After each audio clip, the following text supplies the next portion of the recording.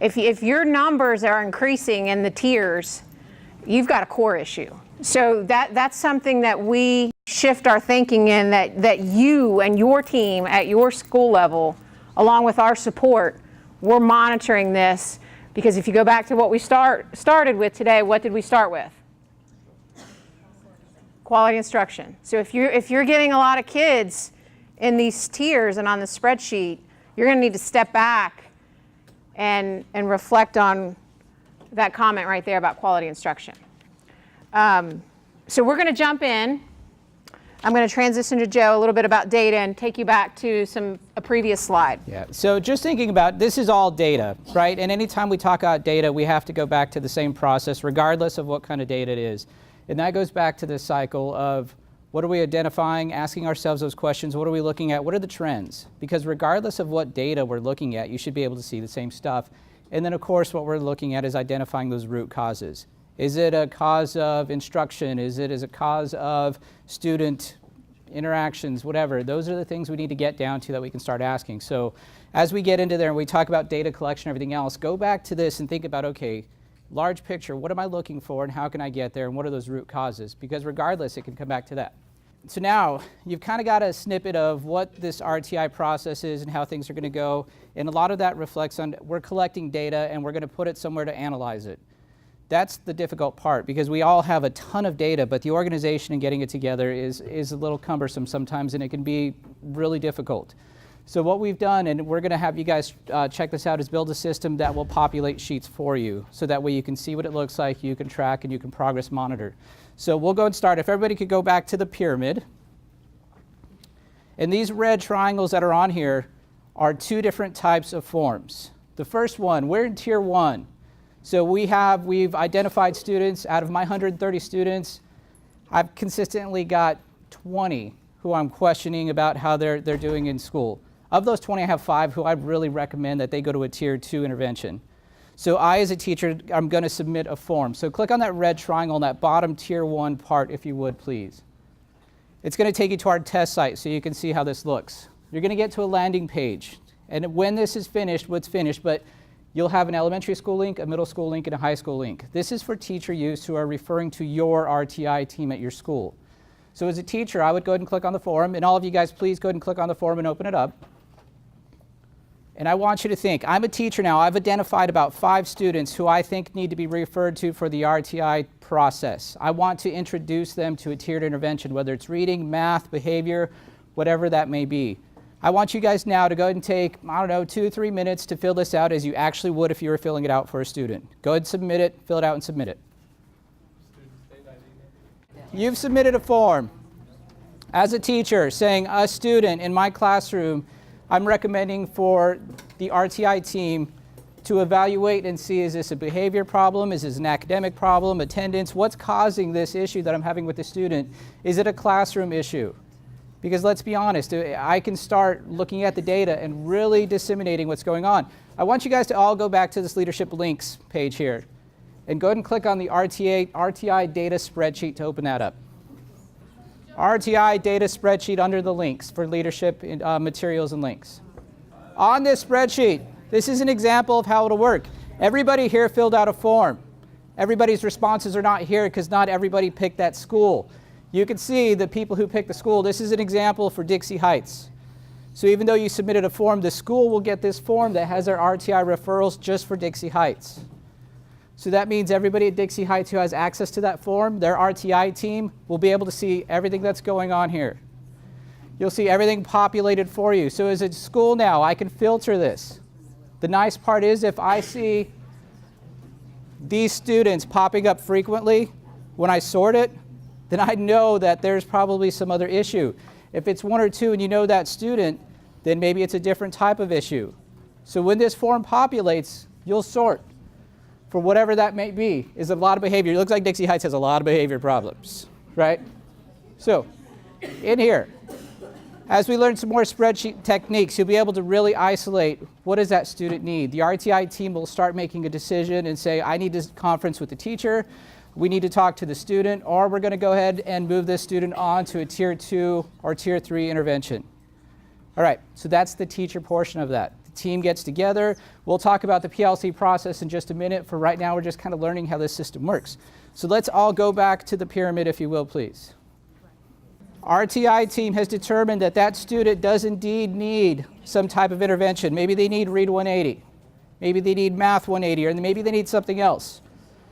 So now we're going to go ahead and place that student in a tiered intervention. All right? So to do that, you're going to go to that second link up there, that second red pyramid link between Tier 2 and Tier 3, or Tier 1 and Tier 3. And it's going to take you to this one that says Rti Placement Forms. This one is a little different because now we're officially placing that student in a tiered intervention. So go ahead and open that form up. And I want you to go ahead and fill out that form as well. So we're going to place the student in a tiered intervention now. The RTI team has met, and they're going to get together. The first form that Joe just walked you through was the referral. That is, if you're a classroom teacher and you're looking at your triangulated data, how you're managing data as a teacher, and you recognize that I'm concerned with Suzanne and Emily and Francis because of data, triangulated data, I am filling out a referral form expressing my concerns. The form then, as Joe showed you, will populate to the spreadsheet. And that's generating, if I'm a high school teacher or a middle school teacher and 4 of my teachers have filled out a referral form on me, I probably need something because my first period teacher filled it out, my second period teacher filled it out. There's probably an issue that we need to help for this student. So at that time, you're then determining that student, we have data to support, they need a true Tier 2, matching the definition of what Tier 2 is, intervention. This is above and beyond layered. If you go back to those definitions, you've got Tier 1, you've got Tier 2. So you're layering on top of Tier 1, above and beyond a true intervention that I need in whatever area that is, reading, math, a behavior.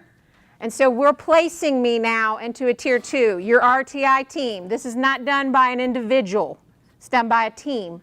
Yeah. So after your RTI team has looked at data, maybe the first referral, it didn't matter. Now we're getting to the point where, yes, little Johnny needs an intervention. As our RTI team gets together, you're going to fill this placement form out together. And it's going to inform what kind of intervention we're going to do, how long it's going to be, how it's going to be monitored, all that good stuff. So as the RTI team gets together, they'll open up this form, and I'll just go through it with you. You see basic demographic information. I have to have that student ID to match it up to a student, and I'll show you that, and as we work as data liaisons, we'll learn how to match stuff up. But that's so I can keep track of students throughout the process and move them where they need to go.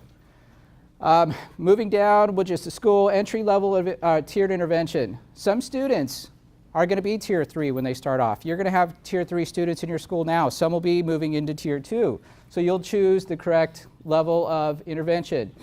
We are going to look at the area of concern as academics, behavior, or mental health / social emotional. Those are the 3 main topics. That doesn't mean there can't be problems inside of that. But in order to track this very well, and this is something that's important, you can be a student who has multiple needs of intervention, correct?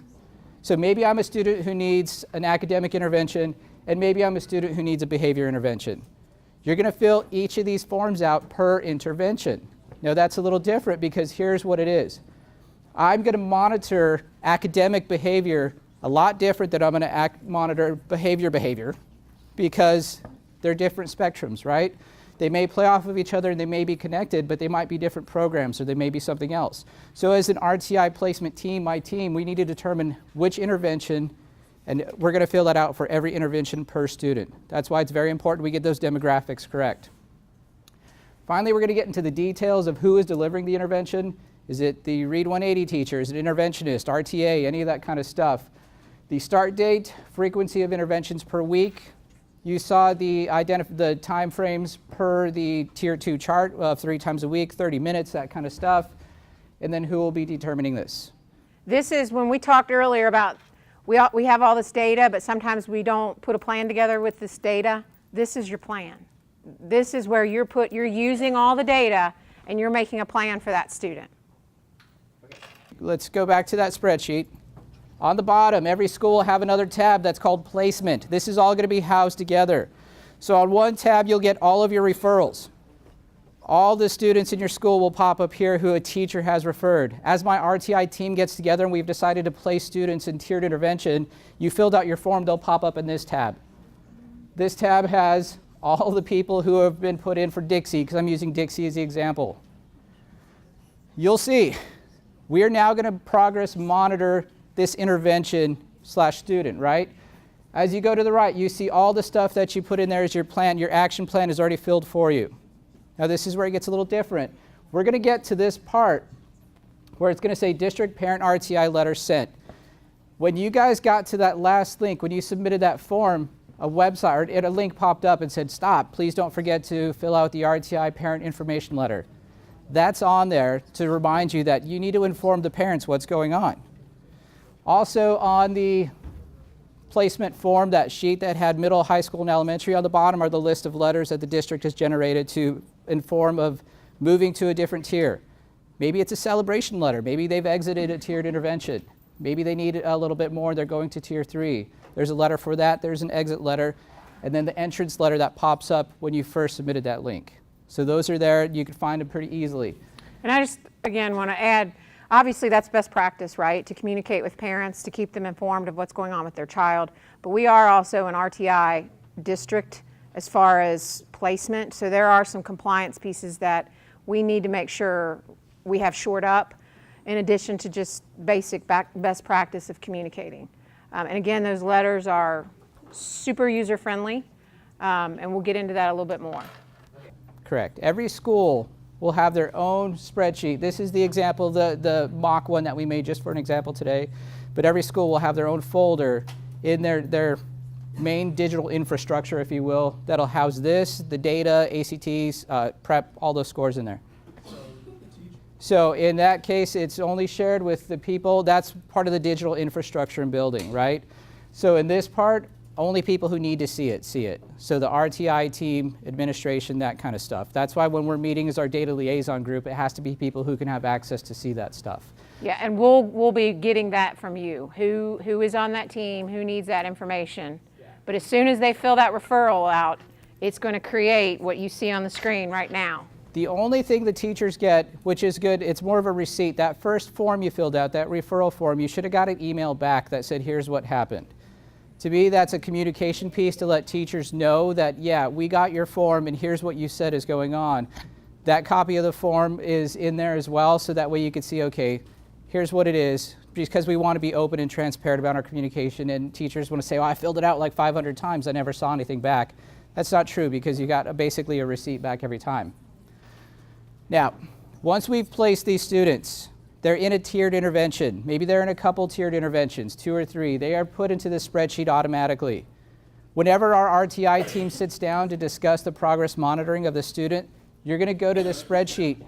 You're going to sort it for that student that you're discussing at that time, and we're going to continue that path to the right of the spreadsheet. You're going to see it's going to come pre-populated with a lot of this information here. Current level of tiered intervention. Where are they at right now? And we'll go back to a little bit. Data of the RTI progress team, level of student progress within tiered intervention. So when I meet to discuss this student's progress, I get, and we'll see this in the PLC sample form that they're going to talk about, I have 3 choices really of how they're doing. They're making good progress, they have questionable progress, or insufficient no progress. All that is dependent on the data that you're collecting to see how the student is doing, qualitative and quantitative. So that's what your RTI team will decide and determine in that first meeting to see, well, what are we really going to be monitoring anyway? A lot of the stuff has built-in things, graphs and stuff. As we go on, you'll see these list of questions to help you progress monitor. I'm not going to go through all of them because this will be part of the training that we go through as we do a lot of this. But once you stop there, it starts all over again. The next time we meet, what are we doing? Are we making progress again? Has the level of tiered intervention changed? If it has, have we informed the parents? That kind of stuff. All this will keep populating all the way to the right for every intervention that that student has. So that terms, you can go back, and as we get a little more savvy with spreadsheets, what you can do is you can start sorting this for academics. Now I have filtered down to my list of academics, and then I could filter for reading. Now I have a list of my Tier 2 students who are having an academic problem with just reading. And there's my list of students. If I need to filter for math or for behavior, now I can isolate those students very quickly by just a few clicks to see where they are and what they're doing, how their progress is monitoring and changing. Many of you, again, you have different forms of this going on in your building, and you're tracking it different ways. And the beauty of this, just like the data that we showed you a while ago with the data dashboard, you will get this. You will always have this, but then you'll get that archive data, you'll get that transition data. So if you're a middle school, you'll have all of your incoming 6th grade students, and you'll be able to see and know everything about your incoming 6th graders as it relates to any interventions that they had in elementary school. Same for those incoming freshmen from middle school. So it's there, and it's being passed along in a systematic way versus the different modes that we're using right now.